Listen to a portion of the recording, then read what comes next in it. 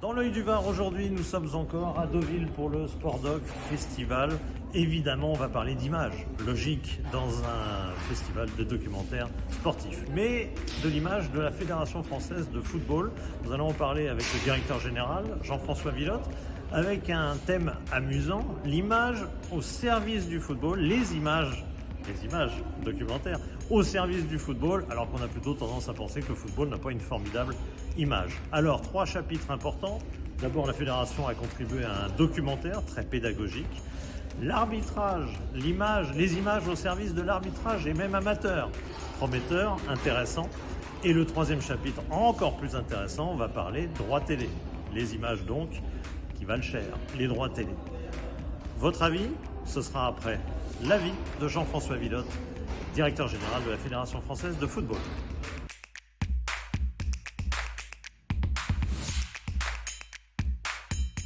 Bonjour Jean-François Villotte, on voulait vous poser des questions sur l'image, mais l'image, la vraie image.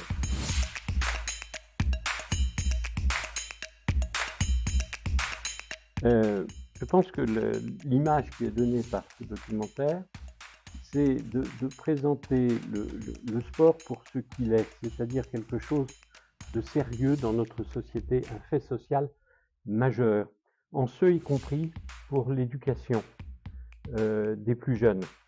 Et l'originalité de l'angle qui a été choisi dans ce documentaire, c'est de comparer des systèmes éducatifs en Angleterre, en Allemagne, dans un pays scandinave, et puis l'éducation qui est donnée au sein de l'Institut national du football à Clairefontaine. Et on s'aperçoit là, on donne vie au concept de fonction éducative et sociale du sport, qui est quelquefois une banalité, c'est quand même au cœur du modèle européen du sport.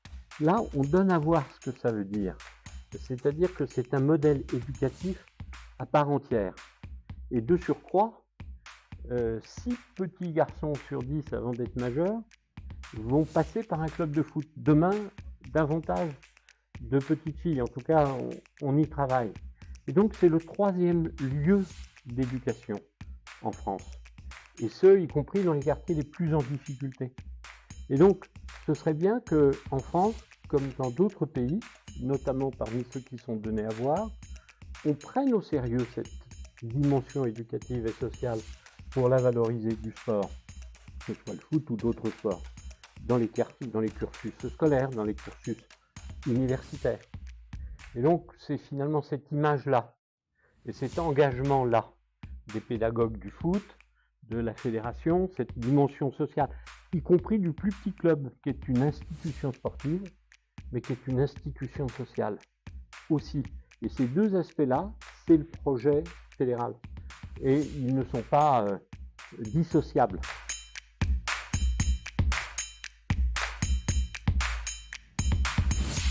Oui, c'est en tout cas l'affirmation haut et fort par la fédération d'un engagement sociétal.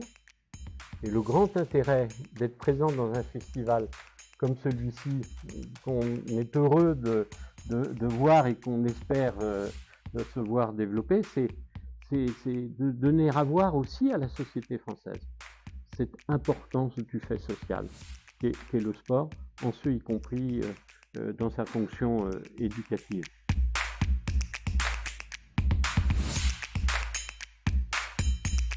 Non, nous on croit évidemment qu'un des piliers importants du développement du football, ce sont les liens de solidarité entre le sport professionnel et le sport amateur, entre le sport de très haut niveau, les équipes de France, et le sport amateur. Et donc il faut qu'il y ait de la réussite, de la performance économique.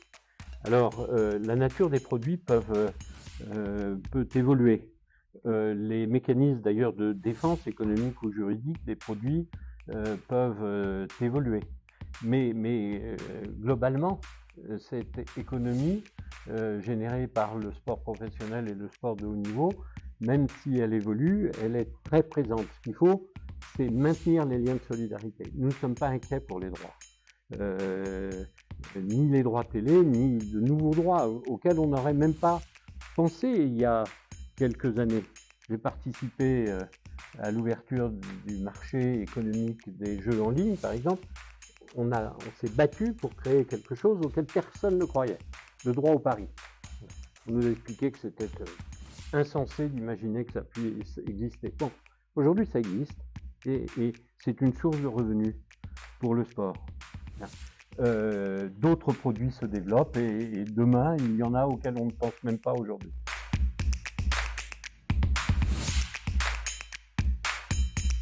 Oui, il y a d'ailleurs une expérimentation déjà en cours dans des districts. On y travaille avec l'IFAT, qui est l'autorité internationale qui s'occupe de l'arbitrage.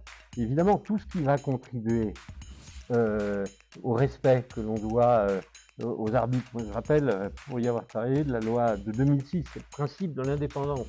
Voilà. Le sport compétitif, consubstantiellement, c'est le respect des règles. Et les arbitres, c'est quelque chose d'essentiel dans le développement du sport compétitif. Donc, outiller les arbitres dans le sport amateur, dans les districts, de ces dispositifs d'enregistrement d'images, ça peut contribuer au respect qu'on leur doit.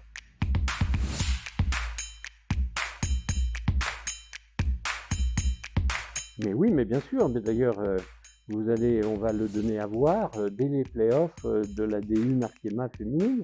Donc oui, et dès l'année prochaine, parce qu'il y a un peu de retard avec l'installation technique dans les stades, oui, les arbitres, un peu comme au rugby, vont pouvoir venir expliquer les décisions qu'ils ont prises. Oui, voilà, ben le monde du foot se modernise, mais avec une préoccupation du respect des valeurs.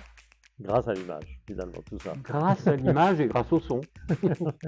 Merci beaucoup, Jean-François. Je vous en prie. Merci à vous.